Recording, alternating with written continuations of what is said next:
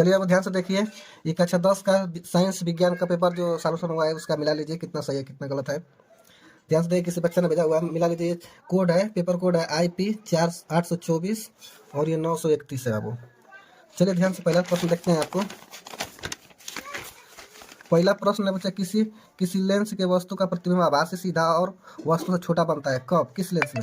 अवतल लेंस, उत्तल लेंस, समतल लेंस, इनमें से कोई नहीं। तो सही आंसर होगा बच्चा अवतल लेंस होगा। ठीक है ना, आप लोग मिलाते चलिए। ध्यान से देखिए, दूसरा प्रश्न है, कह रहा है एक गोले दर्पण के वक्रता केंद्र तथा ध्रुव के बीच की दूरी 20 सेंटीमीटर है। दर्पण के ध्रुव से फोकस दूरी क्या हो सकती है? बाबू फोकस का और 20 दूरी है तो कितना हो जाएगा दूरी तक? फोकस कितना हो जाएगा बच्चे? 10 सेंटीमीटर। इसका सही उत्तर होगा बी, 10 सेंटीमीटर। तीसरा प्रश्न देखिए, अब कह रहा है कि प्रकाश के किसी घटना के कारण आकाश नीला दिखाई देता है।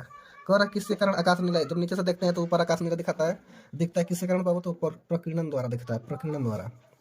चौथा नंबर देखिए ध्यान से, एक लेंस की क्षमता प्लस 2 डायोप्टर है, इसकी फोकस दूरी सेंटीमीटर में कितनी होगी? तो फोकस दूरी अब सेंटीमीटर में कितनी हो सकती है? इसका सही आंसर होगा बच्चा प्लस 50 फोकस दूरी होगी इसका। चलिए अगला प्रश्न देखिए, प्रश्न नंबर 5। कह रहा है बाबू कि फ्यूज तार को निम्नलिखित घरेलू विद्युत वितरण के किस तार के श्रेणी क्रम में जोड़ा जाता है? फ्यूज तार को घरेलू विद्युत में घर पर जब जोड़ते हैं फ्यूज तार को, तो कह रहा है किस तार श्रेणी क्रम में जोड़ते हैं बाबू? तो जीवित तार के रूप में जोड़ते हैं। इसका सही आंसर होगा जीवित तार। 6 नंबर देखिए ध्यान से, यदि ये बहुत जबरदस्त प्रश्न था ये वाला, बंद करो। देखिए अब 6 नंबर प्रश्न कह रहा है कि यदि शक्ति, कार्य तथा समय के मात्रक क्रमशः x1, x2, x3 से प्रदर्शित की जाए तो निम्नलिखित में से कौन सा संबंध सही है?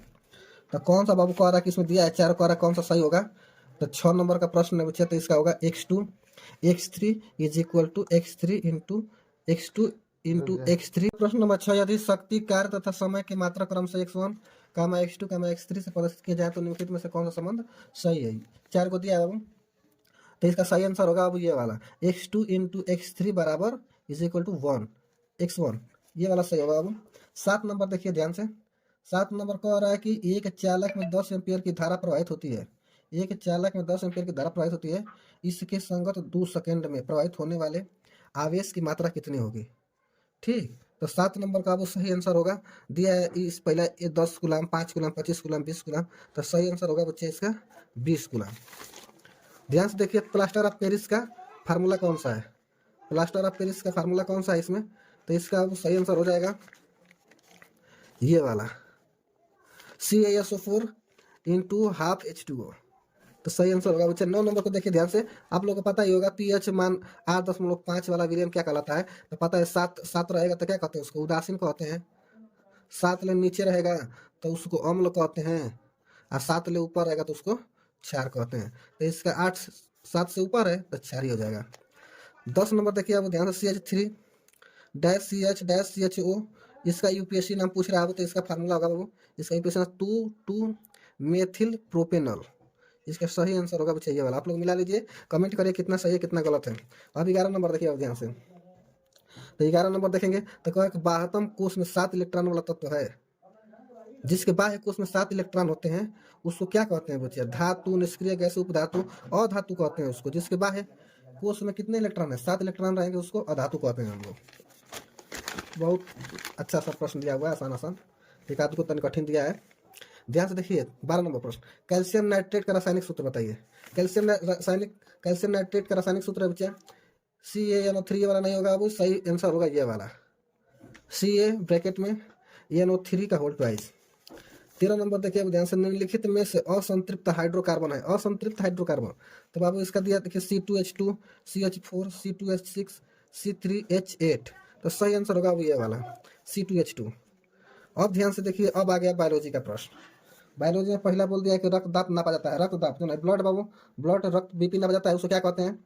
तो उसका नाम है बच्चे स्फाइगमोमैनोमीटर, ये वाला सही आंसर होगा ये वाला।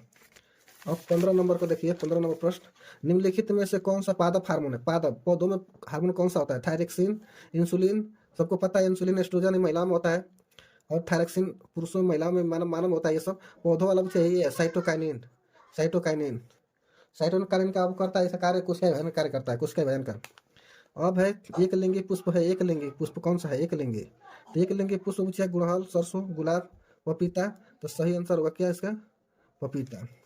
पुनर्जनन का उदाहरण है। पुनर्जनन का मतलब होता है कि अगर उसको मारेंगे तुरंत जिंदा हो जाता है, ठीक है ना, मारेंगे तुरंत जिंदा होता है। तो प्लेनेरिया है, ठीक है ना। प्लेनेरिया काटेंगे ना इस तरह से इतना बड़ा रहेगा, हेजल काट देंगे, हेजल काट देंगे, हेजल तो कुल जिंदा हो जाते हैं सब, मरते नहीं है सब। इसका खास बात यह है कि इसमें माइंड नहीं होता है, ठीक है ना। कितना देख रहे हो कितना शानदार है, प्रकृति ने कितना शानदार बनाया हुआ है कि इसके पास माइंड नहीं रहता है। माइंड दिमाग काम करेगा तो ये पूरा प्लेनेरिया कर देगा पूरा विश्व में।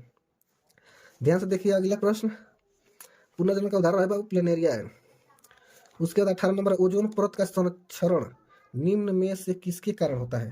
तो किसके कारण होता है, तो चाहिए होता है, देखिए वाष्प नहीं होगा, ऑक्सीजन के कारण नहीं होता, सल्फर डाइऑक्साइड के कारण नहीं होता है, क्लोरोफ्लोरोकार्बन, ठीक है ना, ग्रीन गैस कहते हैं इसको, जो एसी कूलर चलता है सब, उसमें से जो गैसें निकलती हैं उसके कारण ओजोन परत का क्षरण होता है, नुकसान होता है। अगला देखिए अब ध्यान से। अब पूछ रहा है कि प्राकृतिक परितंत्र क्या है। 19 नंबर प्रश्न है, पूरा प्राकृतिक परितंत्र क्या है, परितंत्र है। तो गमला गमले नहीं है, खेत तो नहीं है बाबू, क्या है, वन है, वन। सही आंसर होगा बच्चा इसका वन। आहार श्रृंखला में उत्पादक होते हैं। आहार श्रृंखला बाबू आपको पता ही होगा, आहार श्रृंखला श्रृंखला किसे कहते हैं, ये जो खाते हैं, जैसे कि इसका सही आंसर होगा चूहा, खरगोश, बिल्ली नहीं होगा, उत्पादक बोल रहा है, उत्पादक। मैंने सबसे पहले एनर्जी कहाँ से लेते हैं, तो हरे पौधे से लेते हैं। जैसे हरे पौधों को, हरे पौधों को खरगोश खाएगा, खरगोश को सांप खाएगा, सांप को गिद्ध खाएगा, इस तरह से क्रम चलता रहता है ना खाद्य श्रृंखला का, ठीक है ना। तो उसी को खाद्य श्रृंखला का, एक का एनर्जी दूसरे में जाता है तो उसको खाद्य श्रृंखला कहते हैं। इसका सही आंसर होगा बच्चे ये वाला, हरे पौधे एवं नील रहित शैवाल, ठीक है। आप लोग मिलाए कमेंट करिए कितना सही होगा कितना गलत हुआ है। प्रश्न कोड है बच्चा 824, ठीक है, जय हिंद। इसका ये लॉन्ग सॉल्यूशन दे रहे हैं कुछ मिनट बाद।